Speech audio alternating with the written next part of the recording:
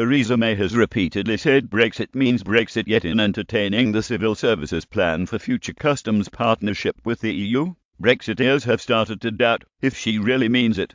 Remainers often argue that Brexiteers did not know what they were voting for, but one thing is certain.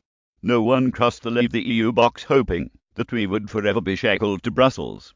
No one voted for Brexit in name only. The entire nation has placed an enormous amount of trust in Mrs May delivering on her promise of making Britain a better place once we leave the EU, and now she and her government must commit to doing exactly that. It isn't just Brexiteers who can envisage a bright and bolder future ahead. So can the vast majority of Remainers who have embraced the referendum result. Theresa May is right to reassure the country that she will deliver on the referendum result. Project Fear has been proved to be so wrong. Project Fear has been proved to be so wrong. There is now only a tiny minority left who actively want Brexit to fail.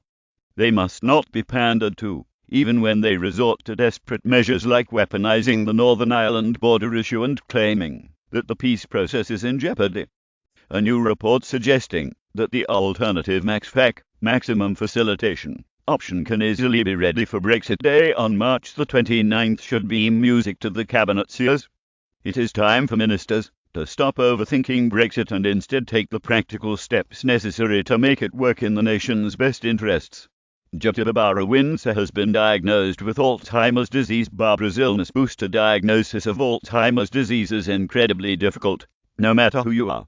But when you are Barbara Windsor, a national treasure recognized everywhere she goes, it can bring its own challenges. So Barbara and her husband Scott must be commended for going public with her illness. Fame can bring a national profile to a private struggle. We have all been moved by reports that the 80-year-old ex-EastEnders star's dementia means she occasionally even forgets that she is married.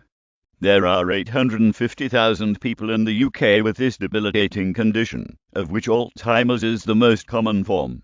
Experts also predict that the number of people who develop the illness will only increase as the population ages. The fortitude shown by the carry-on star and her family will surely help others come to terms with a similar diagnosis in the years to come. Royal wedding wish. There's just 6 days to go until the royal wedding, so we wish Prince Harry and Meghan Markle all the very best of luck for their big day in Windsor. The world will be supporting this clearly madly in love couple, who appear made for each other. They deserve every happiness